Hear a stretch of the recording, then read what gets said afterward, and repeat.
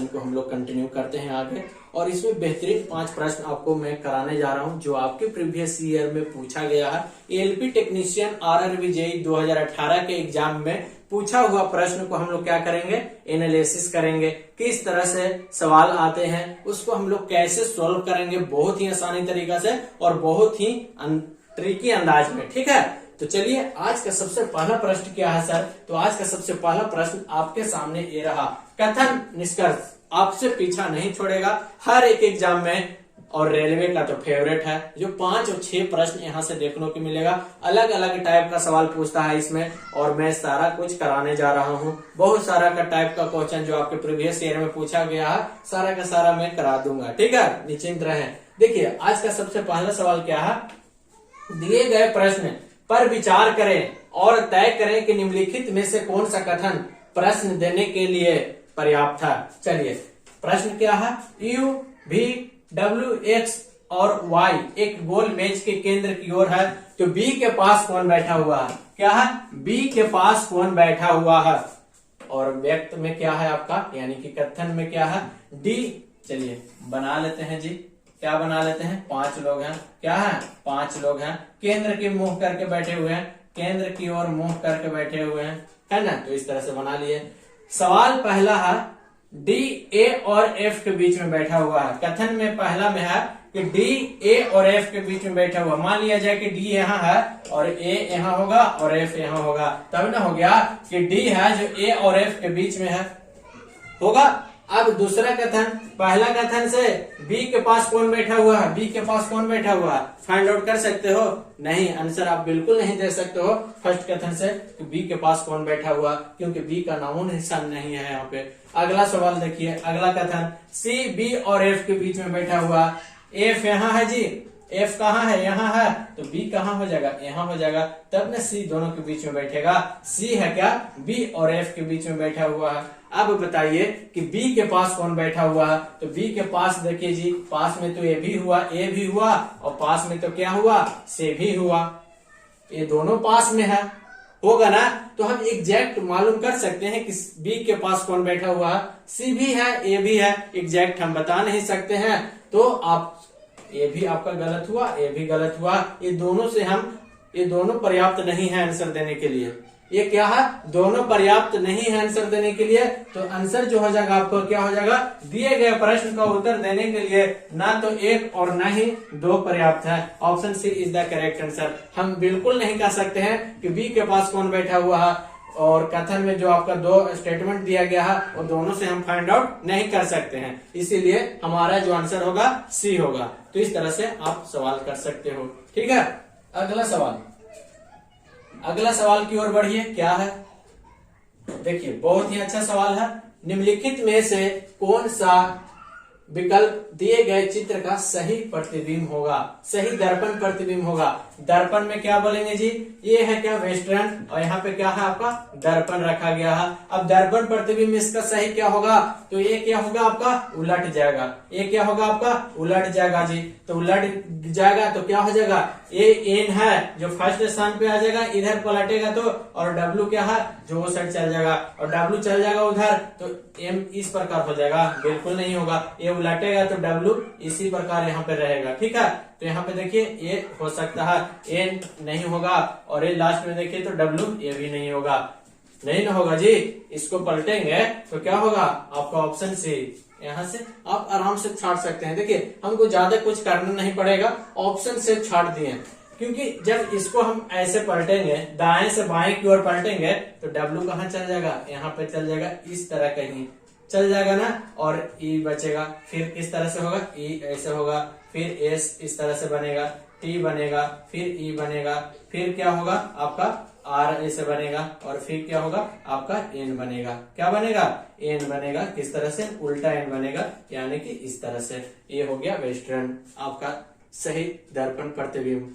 और यहाँ से ऑप्शन से छाड़ दिए, एन फर्स्ट स्थान पे जाएगा, तो एन फर्स्ट स्थान पे जाएगा तो उल्टा एन बनेगा, और डब्ल्यू क्या चल जाएगा आपका लास्ट में। तो डब्ल्यू देखिए तो लास्ट में सीधा डब्ल्यू है, यहाँ एन है जी, तो ये भी नहीं होगा, यहाँ एन है ये भी नहीं होगा, यहाँ एम हो गया ये भी नहीं होगा, यानी कि डब्ल्यू उल्टा हो गया, नहीं होगा, डब्ल्यू क्या होगा सीधा होगा, ऑप्शन एक ही में है, यानी कि option C is the correct answer. आप आराम से छाट सकते हो ऑप्शन से।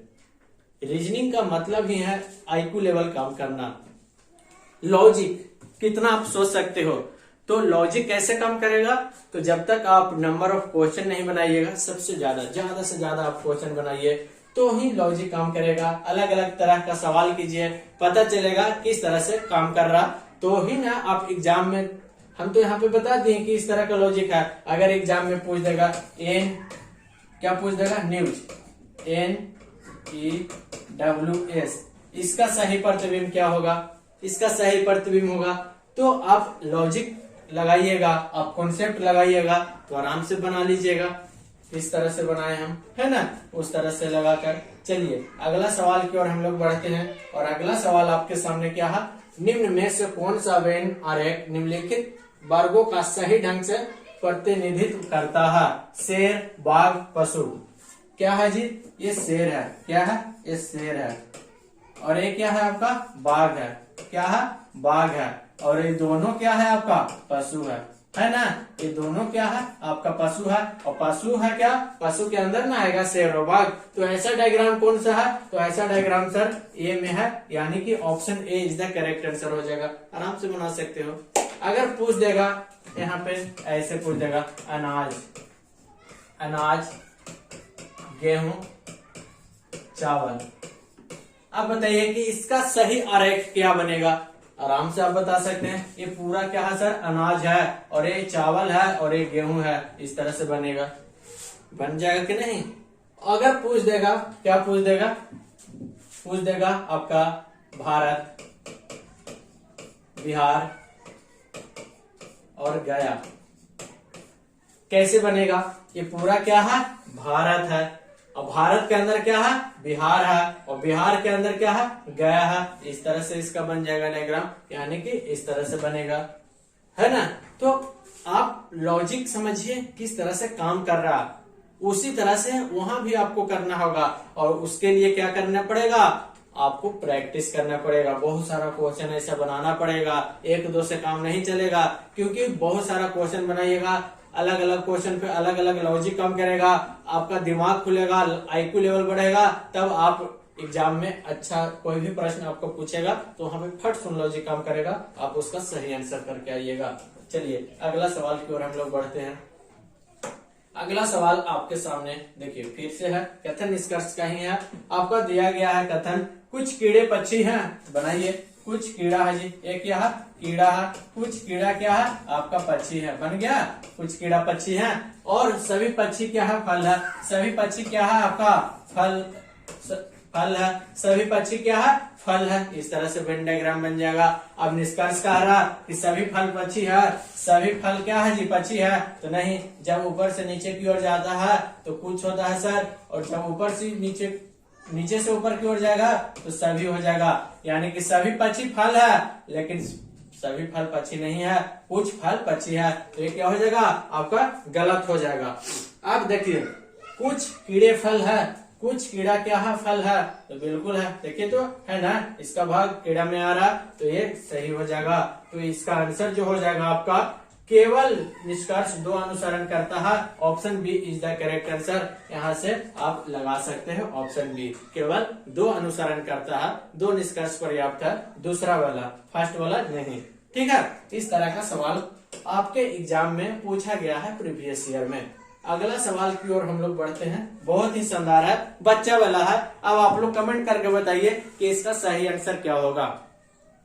9 से विभाज्य होने के लिए नियम क्या है, तो सर 9 से विभाज्य होने का नियम है कि जो वैसी संख्या जिसका अंकों का योग 9 से विभाज्य है, अंकों का योग करने के बाद पता चलेगा को 9 से विभाज्य है, तो पूरा संख्या 9 से विभाज्य हो जाएगा। चेक कीजिए, देखिए तो 5 4 9, 9 6 15, 15 और 5 20 और 4 24, ये 24 आया जी। 9 से विभाज्य होगा तो नहीं होगा सर, ये नहीं होगा। इसको चेक करेंगे। 5 4 9, 9 6 15, 15 7, 15 7 22, 22 8 30, इसका 30 आ गया जी। 9 से विभाज्य होगा तो बिल्कुल नहीं होगा। इसको चेक कर लीजिए। तो 2 1 3 3 6 4 10 5 15, 9 से विभाज्य होगा जी तो बिल्कुल नहीं होगा। तो एक ही ऑप्शन बचा है तो उसको चेक कर लीजिए। 3 3 6 और 2 8 1 9, 9 से विभाज्य होगा, बिल्कुल होगा। तो option A is the correct answer. इस तरह से 9 का नियम ही है कि वैसी संख्या जिसका अंकों का योग 9 से विभाजित होता है वो पूरी संख्या 9 से विभाजित हो जाएगा।